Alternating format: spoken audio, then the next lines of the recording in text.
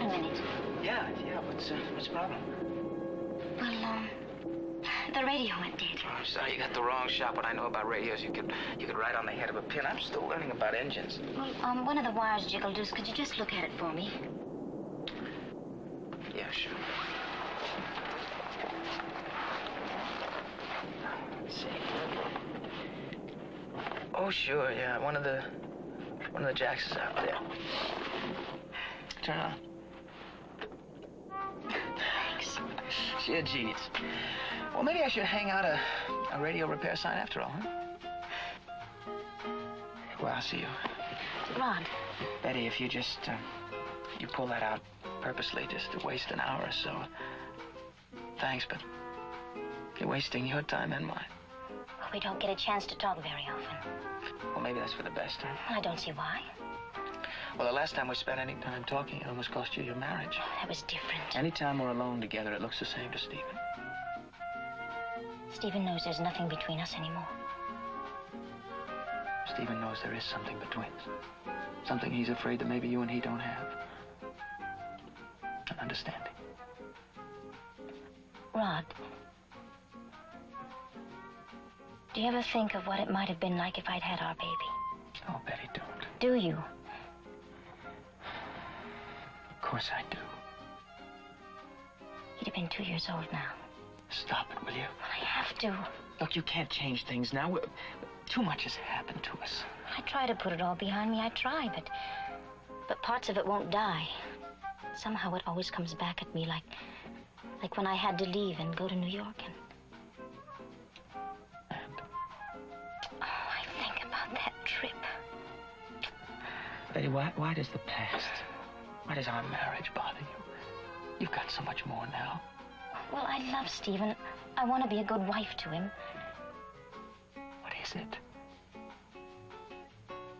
Rod, what would you do if I told you that someone very close to you is trying to hurt me? Well, I'd do something about it. What? Whatever was necessary. Even if it meant ending up in a courtroom or a jail cell. Betty, what is it? No, never mind. I'll take care of it by myself. I better go.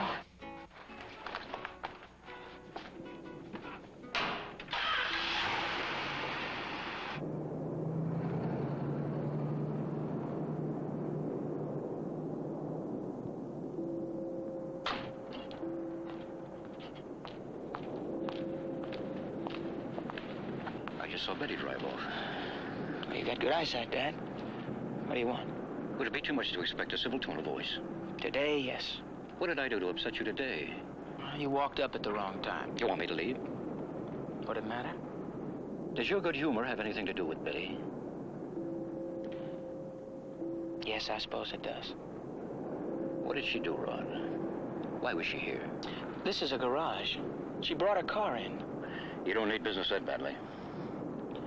You broke Betty and I up a long time ago. You don't have to push now. Just that I don't want to see you become involved with another man's wife. I can't help feeling something when I know she's hurting. What's wrong with her? I don't know. What did she say to you, Rod? Nothing. Well, I think she was trying to, but... Skip it, will you? Rod, I know you think I'm butting into something you think you can handle. But that's not going to stop you. I don't think you're fully aware of the situation. Betty's married to an aggressive young attorney. She could be spending more and more time alone. She might start seeing you when she's lonely. Look, I don't want that kind of talk coming from anyone, you included. I'm telling you something, Rod. And I'm telling you something. I don't want any of your sermons on morality. Not from you. Well, I didn't mean to be preaching, son. It's just that I was thinking of your future and Betty's.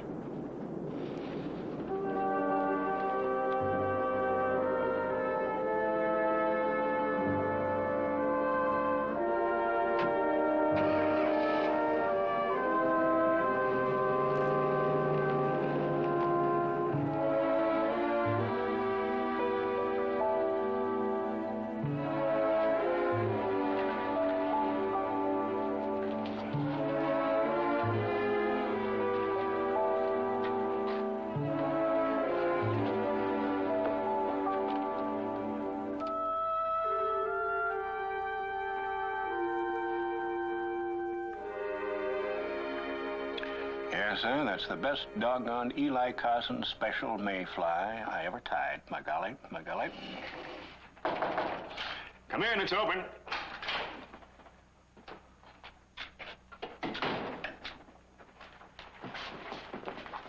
Say, that's a lost art. Yeah. Hey, what's this? Hook without an eye. That's right. Never seen one of these before. Well, you don't see many of them. It's kind of a snelled hook for a dropper fly. You have to wind the gut onto the hook, and most people don't like to take the time to do that. How do you fasten it on? Oh, just with a wax thread like this. Does it hold up? For a time. Of course, there comes a day when a trout might take it away from you. You hope. That gives you a reason to tie some more, right? Right. Buy you a drink? Oh, no, thank you. Well, I thought us being neighbors, about time we broke open the jug. Well, I like to try to keep a steady hand for this, yeah. Got a glass? Find one in the little cupboard in there. You sure you won't join me? No, thank you. Huh? Here's to those wily little brookies. Right. You ever go fishing up in the valley, Mr. Carson? Yes, I have. About 50-some years worth, I guess. Yeah, I suppose an old-timer like you remembers the day when some of that country hadn't even seen a rod and reel before. I suppose. You know that little stream back of Fred Barney's place? Red Bonnie's? Yes, I remember. Mighty nice pool back there. That's right. I thought you might know it. What about your son? He have any hobbies? Well, Elliot, he's more of a deep-sea man. He doesn't have the patience for fresh water. Funny. Man spent 18 years in the pen. Ought to have more patience than most. You sound like a man speaking from experience, Mr. Chandler. I had my share sitting. In prison? Unless a man's running for public office, I figure his past's his business, nobody else's, Mr. Carson. That's what I told your son when he came blasting into my room. I suppose he told you about our little talk. He mentioned it. He made some pretty nasty accusations about me and my niece. Look here, Chandler. If there's something about my son, Elliot, you don't like, you go and talk to him about it. Don't expect to come in here and sail into him. Hey, hold on. I didn't mean to say anything out of line. I don't approve of any man talking about somebody behind their back any more than you would. He's quite a redneck, though. Yes, he's got a temper. He's got a right to have one. He's got a right to the anger of a man that was wronged. And if he wants to try to put the world back on an even keel, he's got a right to try that, too. It's quite a testimony. Tell me, what's it gonna take to get him off my back? Get out of here, Chandler. Well, I can see where he gets his salt.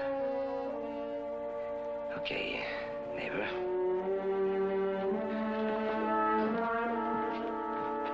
Oh, by the way, you ever go fishing up at old Fred Barney's place, you say hello for me. I don't know him real well, but I got a hired hand named Jefferson. It's real close to him. You didn't have to go all that way to ask a few questions about me, Mr. Carson. Go right down the hall. And I'll be here quite a while.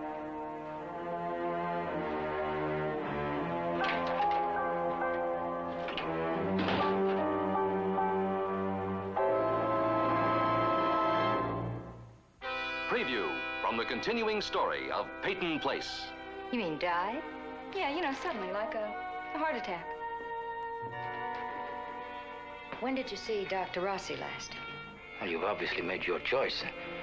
Rachel for Allison. Well, I hope you can live with it. Because I can't. I want that report and all the copies. Was there something else? Just this.